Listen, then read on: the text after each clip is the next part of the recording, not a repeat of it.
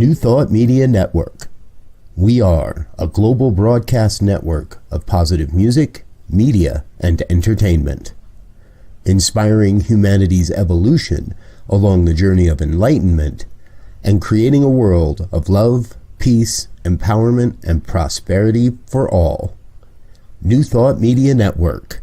Positively inspiring. Greetings and welcome to Jersey Girl Wisdom, coming to you from a state that is the most hated state in the 50 states, but has some of the most beautiful people, the most wonderful life, and just life in it in so many ways. So I'm glad you're here with us today, Jersey Girl. This is Rep Jersey Girl here, Michelle Wadleigh, and I'm so glad that you all are back with us again this Thursday morning as our show continues. And today, this is the first day that I've had an individual with us who isn't necessarily in entertainment or in ministry, and yet his life is that. And I wanted to introduce to you to my very good friend, somebody I've been a fan of for many years, Eric Eisenbud, the Grateful Hello, Chef. everybody. Eric, welcome. Thank you, Michelle. Thank you so much. So Great to be here. Oh, good. I'm so glad. I mean, Eric and I have known each other for many years now, and we've had some fun times together, and not all around food, but sometimes around food. But Eric is special. Eric, you're special in my heart for a number of reasons. And one of the things is that even though you are not necessarily somebody who's trying to, be a teacher, a spiritual teacher, your life is that. Mm. You walk this path that is so conscious, that is so conscious. And this show is dedicated to people who don't have to be ministers or anything else, but that people who are just want to be conscious in the world. And you, for me, are one of those people. And I love you, and I love your food and your fun. And so all of those things exist. That's awesome. So talk to me, tell my audience about who you are a little bit and about your Grateful Chef, and then we'll go on to chat about some of the other stuff. Okay, so yes, my name is Eric Eisenbud. Says it on my shirt. I got the shirt. The Grateful Chef. I am a retired chef here in New Jersey, and happy to be so. I can actually, I do what I must do, and I must cook. So, I cook, and not only I cook for my girlfriend, I cook for my fan base, which is, love it to be this big. I'm grateful that it's this big. I do a weekly Facebook Live cooking show Wednesday nights, pretty much every Wednesday night.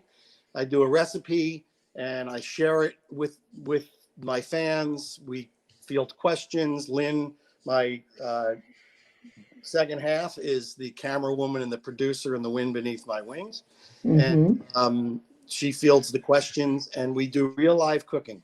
And it's a lot of fun. And you know what? We have mostly successes. We have some failures, but it's live TV. So it's live cooking. And you know what? We laugh about it, and we have a great time. And it's organically grown into directions that, like Michelle taught me. First of all, I was in Michelle's very first Science of Mind class. I was one of, in that first class. It was great. And I was a founding board member. Yes, you were.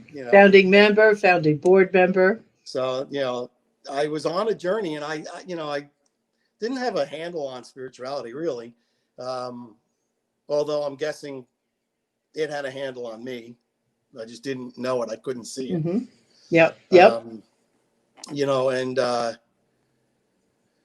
just I kind of lost my train of thought. But, so I'm not just cooking right now, cooking for me. I'm cooking for everybody. It's and it's great fun. Hope you join me, and the directions that it's going.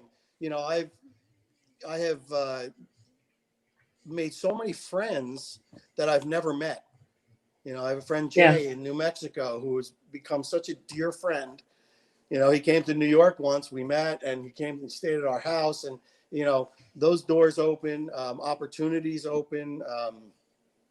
You know, I do some brand ambassador stuff for people that reach out to me that want me to talk about their, you know, their products. And I love doing that. And, you know, it's just being open to, you know, like at one point, my world in my own brain was kind of small. And, you know, the spiritual aspect of it is now my mind has opened. It has opened up. And, you know, I can never guess what's going to come around that next corner.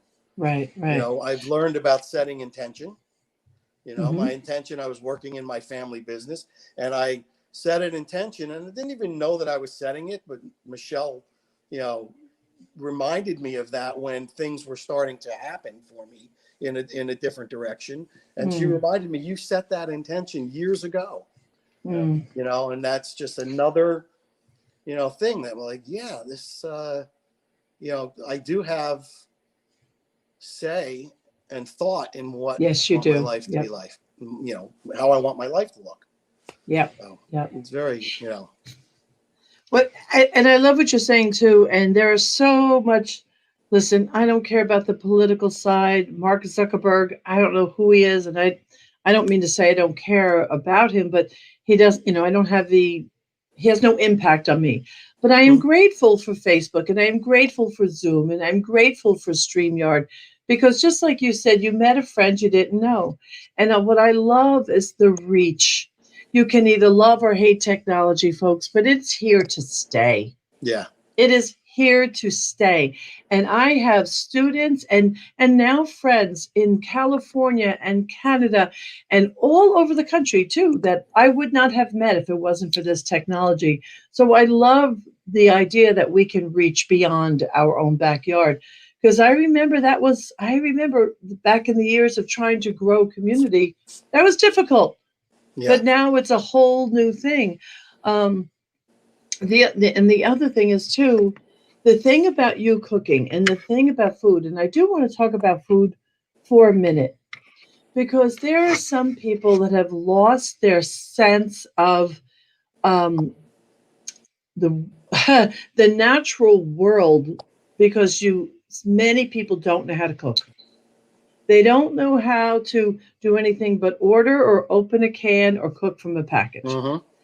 And I know for me, you know, even with my sons, and of course, you know, one of my sons is a chef. Yeah. The other one's a creative cook. He'll take it on. He doesn't care. He'll do anything. My third one barely reheats. But I do think there's a value and there's a spiritual component to handling food. It's the whole like water for chocolate thing. Yeah. Right. It's what's that other wonderful movie? Oh my God, that other movie that talks about that, you know, that shows that the feelings that we have go into the food.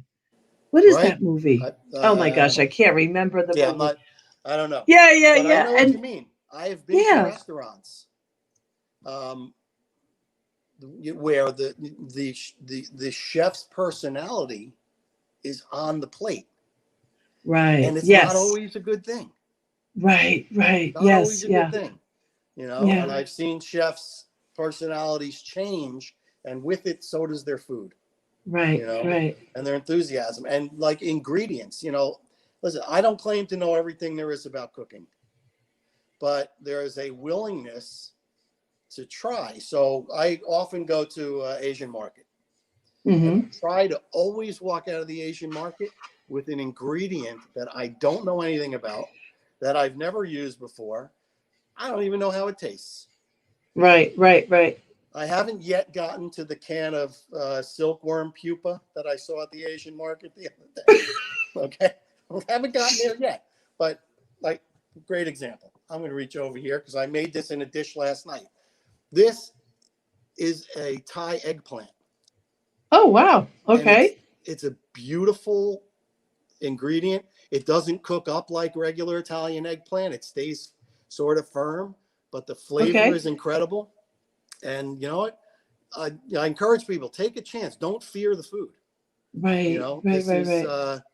you know, if the worst thing that can happen is you don't Just like throw it it, out. throw it out, and you Order call pizza. Grubhub or something. You know? It's you know, one of my mantras has, you know, became a long time ago. It's not that serious. Yeah, And that yeah. has given me freedom. It is not that serious. That doesn't mean I don't sometimes get pretty serious about a failure, but Right, I right. also get inspired. I am going to keep at this until I get it, you know?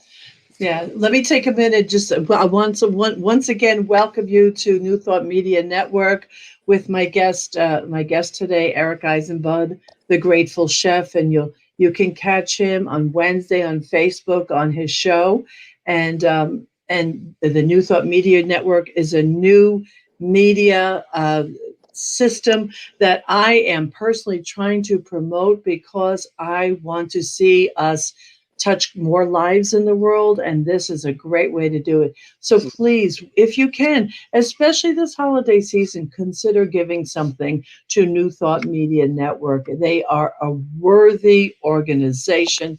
They're working hard. They have a variety of programming, and now, I mean, with especially with Laura Topper from England. So now we're on two continents, which is just a lovely thing. So please give whatever you can give, but give to this organization that is really truly doing good work in the world. So that's That's my for sure. little commercial pause there. So Eric, you've been through a lot of changes in your life. Oh, I I, have. You and know, I'm wondering, could you share with this community of people some, maybe one of the most important something that you've gone through that kind of has made you who you are now, something you learned from that challenged you initially? okay, so that's really easy. You know, so I am a recovering addict. You know, unfortunately, the restaurant and food business, there's a lot of us, um, and you know, so I came from a place that, you know, I just felt different growing up, you know, and what in my young adulthood, in my early adulthood, I became that nowhere man, you know, sitting in my nowhere land, making all Mm, my nowhere plans with nobody. Seriously, mm, I became a shell. Um, and luckily, I was fortunate enough to find recovery. Um, and you know, I would say I am. Yeah, I was one of the things that I got out of being an addict was I was a people pleaser. And so when I got into recovery, I was a people pleaser. So mhm. I wanted to do everything that they told me that I needed to do because I wanted to be not the guy that people were saying, oh, well, you know, he's, you know, they say half measures avail us nothing. You know, I didn't want to be the half measures guy. You know, Mhm. so I was able to do that, you know, and, you know, thankfully, you know, 30, what am I, 32 years later, I have not felt the need to pick up drugs or alcohol. So, you know, and it really funneled me into spiritual practices. Didn't Mhm. know it at the time. You know, you know, it's a 12-step program. You know, they say that back in the early days, they say you got to work the first 9 just to put down the substance. You know, so it was finding, you know, getting rid of that stuff, and then not. I remember I was, you know, in an outpatient rehab, and one of the things, you know, that I talked about in my group was I can't wait to get back to where I was. And they stopped me dead in my tracks and said, "Why would you want to get back to where you were? Yeah. Yeah. Go to somewhere else," you know. And that really, okay. Mhm. And so, you know, I learned a little bit about spirituality because the 12 steps is basically what our parents have taught us to do and be and respect people and respect yourself. And the 11th step is, you know, sought through prayer and meditation to improve my conscious contact with Mhm. God or spirit or higher power, whatever you want to call it. and it said we sought through. So that meant going outside of the 12 steps, find what path works for me. Thankfully, I found, Science of Mind, and, the 4 agreements followed, and, and all that stuff. That was my journey. But, I really got in touch with being that spiritual person, having that human experience, so I have no regret for anything that happened leading up to this moment, right? Certainly leading up to when I found recovery and, and started on that spiritual path. And it was, an abrasive process for me too, because, like you said, I am not a minister. I am not a practitioner, yet I did try that path, and something about it wasn't driving with me. And I had got to give myself permission, with the help of Michelle, to allow myself to not go in that direction. Doesn't mean I'm not spiritual. Right. That's right. That's the point here. Right. Right. Like when I took up meditation, like I had this thing where I had to, light the candles, and I had to light the incense, and I had to only start my meditation on my 3rd breath. And that was just too much for me. Yeah. And it took me a while to give myself permission. Right. To have it look different. Yeah. And not claim to know what it looks like. And so, that's what happens. So, that happens to me today. I observe people in the world. I'm a big people watcher, and my heart really goes out to people that have not yet found a recovery program. Yeah. And I can't imagine what it's like being at the mercy of drugs, of alcohol. For this point, if you want to not smoke, even for cigarettes, if you want to smoke, that's fine. But for those who don't want to smoke and are at the mercy of these things, my heart goes out.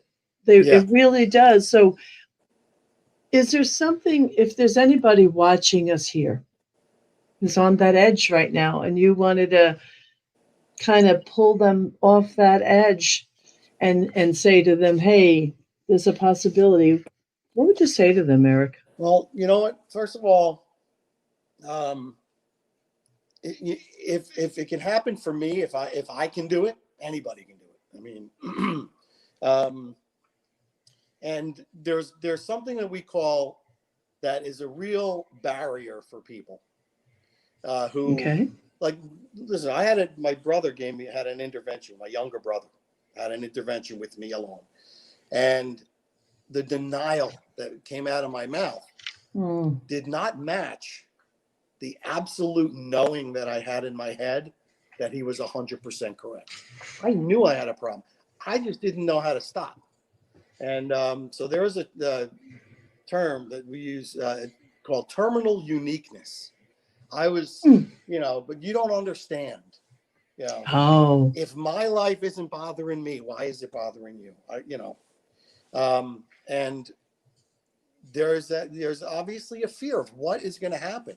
I don't know that I can do it I couldn't get a haircut without being high, so, and, look what happened. So, my recommendation is, and it's different, we're in a virtual world now, so there's no meeting you can walk into. The 12 steps were my path. But there are a million virtual meetings. I watched a friend in Canada speak, another one of those, internet friends that I'd never met. He said, hey, I'm speaking at a meeting on virtual, and I got to see him speak, and it was a wonderful thing. You can go to meetings all over the world now. It's beautiful. Yes. But one of the things we say, you know what, allow yourself 30 days, one day at a time. And after 30 days, if you don't feel that it's working, your misery will be gladly refunded. So, and when people in recovery say, reach out, it's our 12th step to carry the message to the still sick and suffering addict. We mean it. That's part of our survival. Yep. So by helping you, I'm helping me. There's a lot of beautiful practices. Helping it at the recovery programs at large, because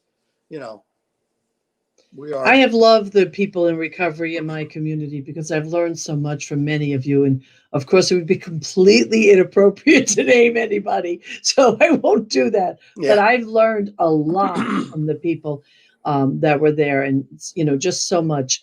I want to take another moment once again to just Mhm. tell you that you're watching New Thought Radio and Media Network. Coming live to you. This is Jersey Girl Wisdom with Rev Jersey Girl.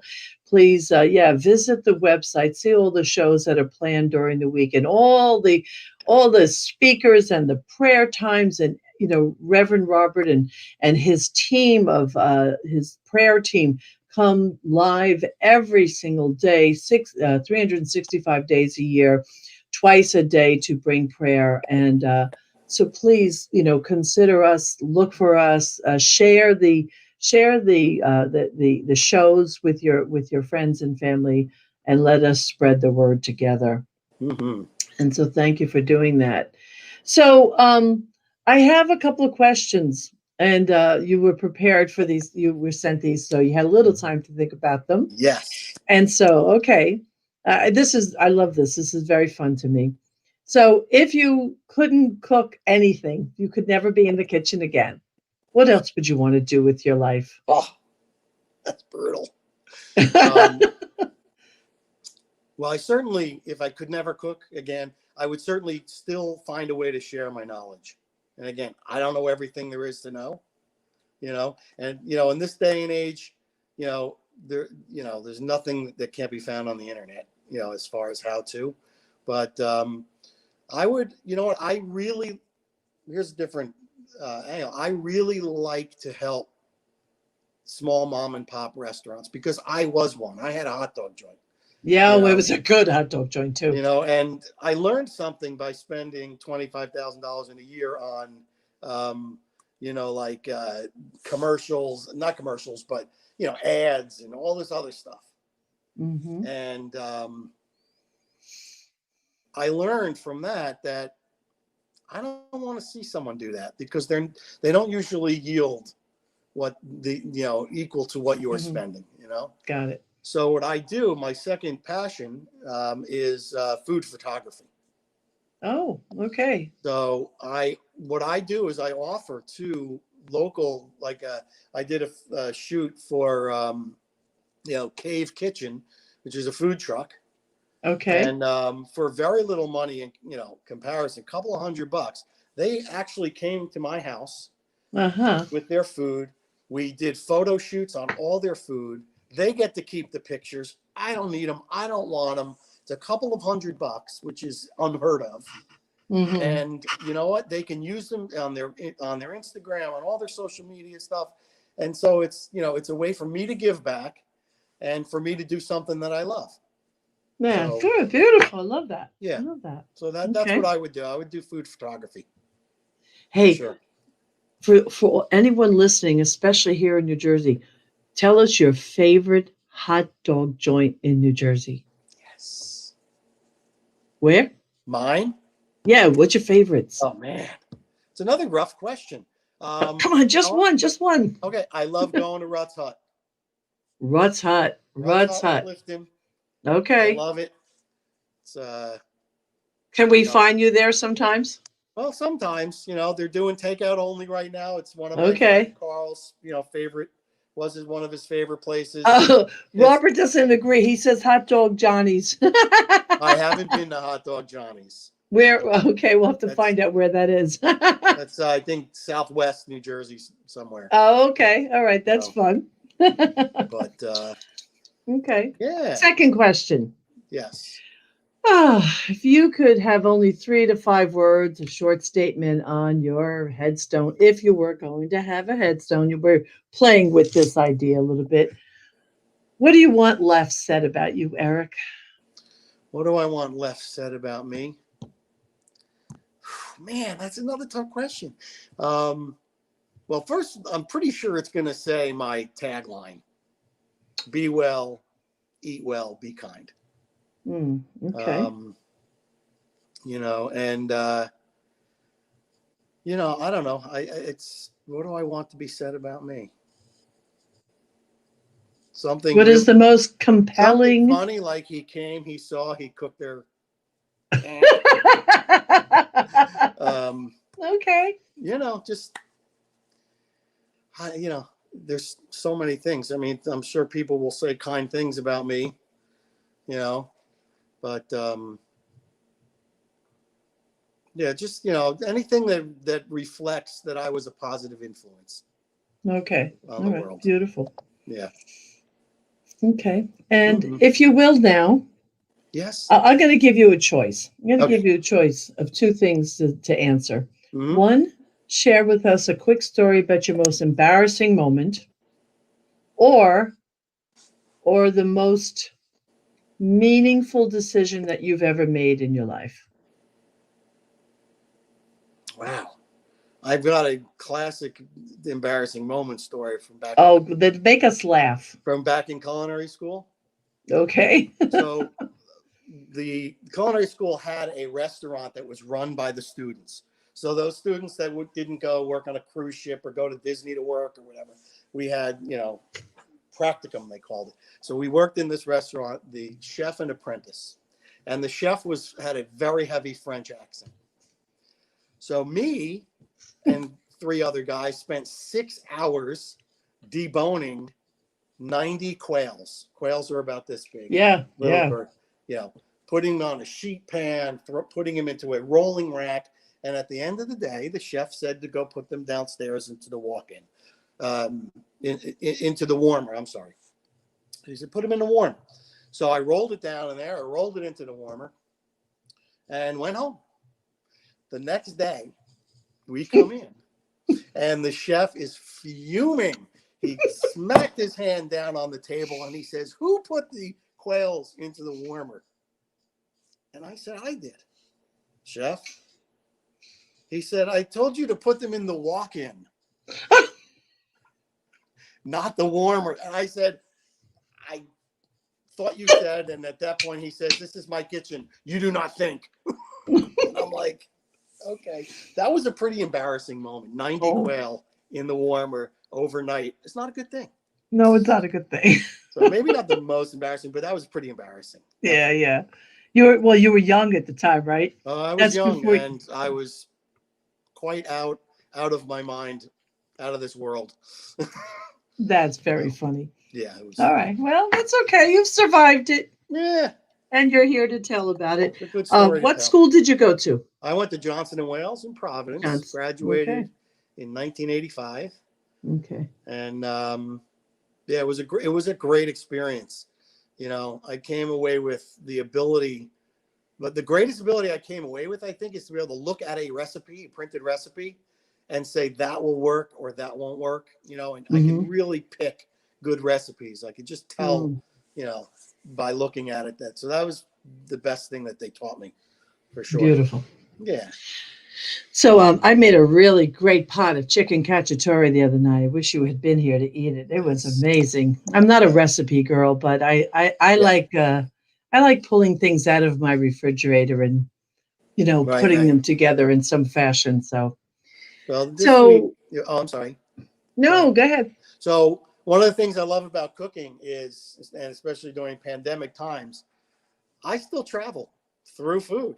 So this week, what I did yesterday's show was a recipe from Laos, Southeast Asia, and it was great. This week I made chicken tikka masala. Oh, yes, I saw that. Indian, but actually I think it was invented in Scotland by an Indian chef. And, so I can travel anywhere in the world. Yeah. And it's fantastic. I love it. Yeah, beautiful. Yeah. Beautiful. Well, I want to thank you. We're coming to our close, and I'm just so happy for you. I'm happy that you are really finally doing what you love. And I know it's been a number of years, but I just want to say it publicly. Yeah. I'm proud to call you my friend, and it's fun to watch you succeed. And I love watching people succeed. Yeah. And you're one of the people. And with that, I want to say to individuals out there, please, dear God, follow your heart. Yes. Follow your heart. Don't don't let anything deter you, because I can tell I can attest to the fact that a number of years ago, Eric would not have believed that he'd be in this happy place in his happy kitchen. And I've been to his home, so I know what his kitchen looks like, and it's wonderful, and he's designed it for his taste. And Yeah, I can tell you, he wouldn't have believed that that was possible. that's Well, for no, he sure. did believe it, but it took him a bit to get there, and then Yeah, he created it. I had And to dig it out of the rubble, but yes, it was yes. there. And you can do that too. And this show is to support individuals who want to have their life on their terms. So, as I say every week, there's a little bit of Jersey in all of us, and Eric is one of them. And this state is filled with amazing, wonderful, feisty people, Mhm. but wonderful people. I'm really glad you're here with us every week. Eric, thank you for being here. Thanks for having me. Oh, absolutely. New Thought. Well, keep watching New Thought Radio and Media Network, and remember them in your holiday giving, please. They are a worthy cause, and just so worth receiving your dollars. And Reverend Robert, who's behind us, as always, thank you for taking care of us. Eric, I'll be on Facebook watching you, my love. Thank Oh, you. thank you. Tell Lynn I said hello. Be Will well. do. Be Okay, love. well, eat well, be kind. Thank you. Peace. Always. Bye.